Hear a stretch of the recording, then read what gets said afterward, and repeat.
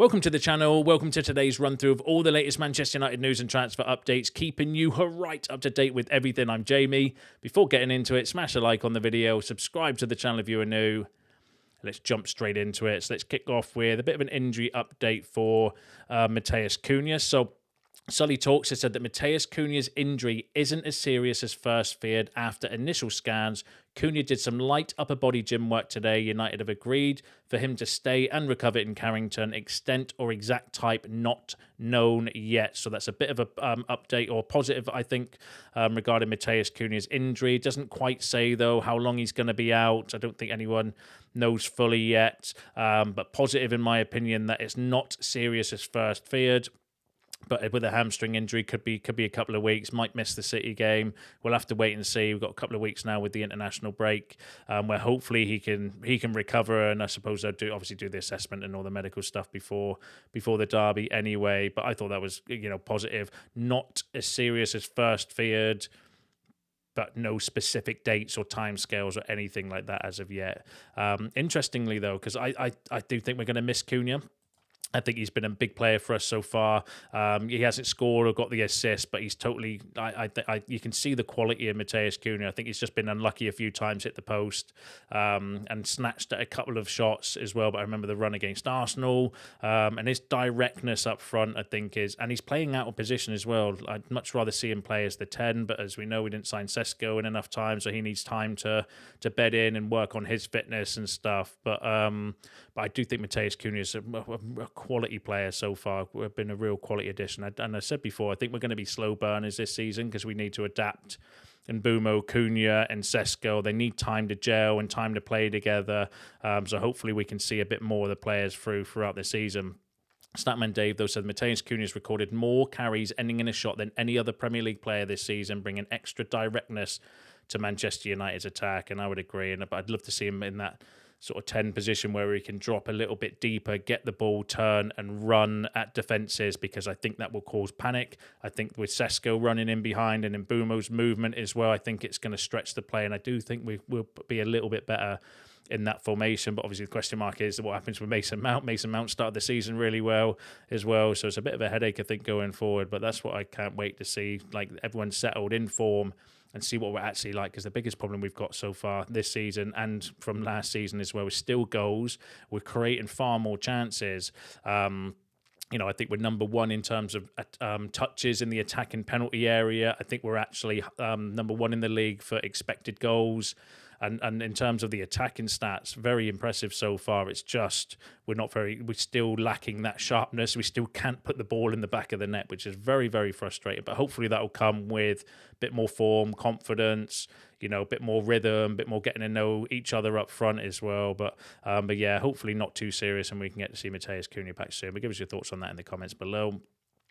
Now, Manchester United will not appeal against the EFL's decision to only fine Grimsby for fielding an ineligible player in the Carabao Cup tie. That came from The Athletic, saying that United are not going to appeal against the decision to only fine Grimsby. For the news yesterday, for those that don't know, Grimsby played an ineligible player because they were 1 minute late registering him or something, which could mean, we could force a replay, could mean that they get kicked out and we could go back. I don't know actually how it would work if they did get kicked out or that game did get rescinded because of that particular issue. Don't know whether we would have to do a replay or whether both would be kicked out and the next team in the Carabao Cup get a pass and go through to the next round automatically. I don't know how that would actually work, but United are not going to appeal it anyway. So but yeah, I know some of you were saying in the comments, broke the rules, and that's right. It's the right thing. They did break the rules. So if you broke the rules, you broke the rules. Doesn't matter who you are, what you are, where you are. Then there should be maybe a bit more punishment towards it, because if it was the other way around, I'm pretty sure it would be absolutely hell on. Can you imagine the media coverage if United played an ineligible player against Grimsby and won? There would be absolute carnage. You wouldn't be able to walk down the street without newspaper clippings hitting you in the face of Man United are a disgrace and all this jazz. But that's it's Man United for you. Right, let's move on to some transfer news. So this was interesting. I read from the Manchester Evening News. Right, so according to a Dutch newspaper in Belgium, as quoted by Sport Witness, Royal Antwerp were upset to discover that Sen Lammens has boarded a private jet to the United Kingdom before he had agreed terms with United. The report claims the 23-year-old goalkeeper who joined the Reds on deadline day was theoretically not allowed to travel, but he did so anyway.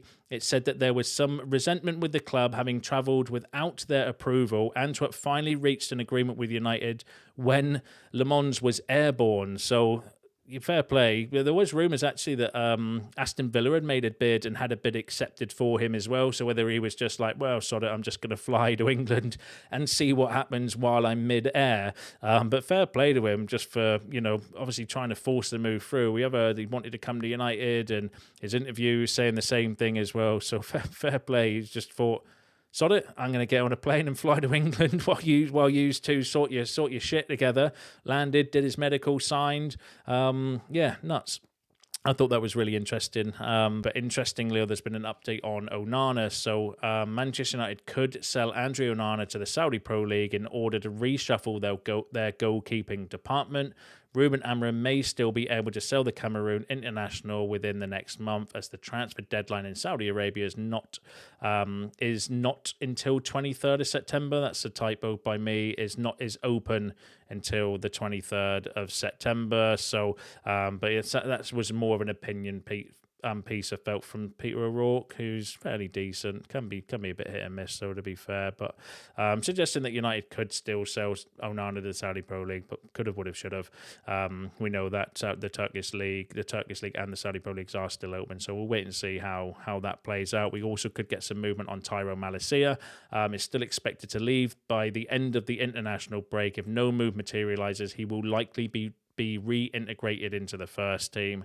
So we're still expecting an exit of Tyrell Malacia. If not, he's going to come back training within the first team, which it is what it is. I don't necessarily think he's caused any problems or anything behind the scenes, so it's not the worst thing. He's only got a year left on his contract anyway. It's just more the injuries, isn't it, and the fact that he did go against, I think, club doctor orders to get his surgery and that done, which went a little bit tits up. But yeah, we'll wait and see. Still a couple of weeks left on the other transfer window, so we might get some movement there.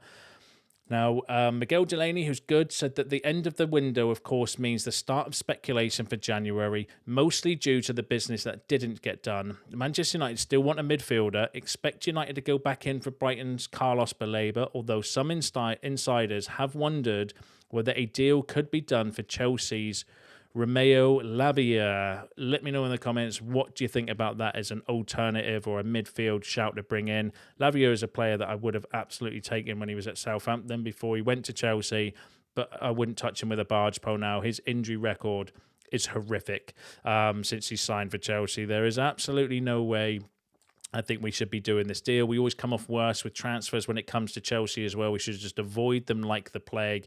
Miss 66 days, 33 days, 51 days, 30 days, 24 days, 186 days, 36 days, 57 days, and 7 days since going to Chelsea, which is absolute insane to me. There is absolutely no way.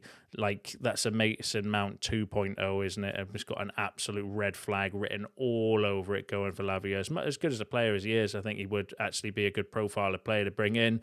Would help us with our midfield issue as well. But there is no way I would go anywhere near that sort of deal. With that injury record, I think it's absolutely horrific, and I don't think we would have learned nothing from signing Mason Mount if we sign a player with that sort of injury record. It's like I said, as much as I would take Lavia, me no likey for that one. But give us your thoughts and feelings on that in the comments below. Now, Fabrizio Romano on the midfield said that Manchester United made a loan move for Conor Gallagher in the final 48 hours of the transfer window, but their offer was turned down. So could that be maybe something we look at again in January? Because the belief is that we didn't get the midfielder, but we might still have the funds available for a midfielder. So we're looking more, potentially see how the team get on, see what happens between now and January, and then potentially go for a player there, which actually when you take a step back and obviously the transfer window's closed, we can't change anything about it now. So you do think a little bit differently. Isn't that, like a lot of people I've heard being critical of United for not doing that in the past, by doing a panic buy, spending the money, and then when it gets to January, we've got no money to strengthen in an area. We have an injury crisis, or we have a player that's available that maybe we could go and get. So actually, as frustrating as it is to not bring in the midfielder now, is it the right move? Is it the right move rather than panic buy and get somebody?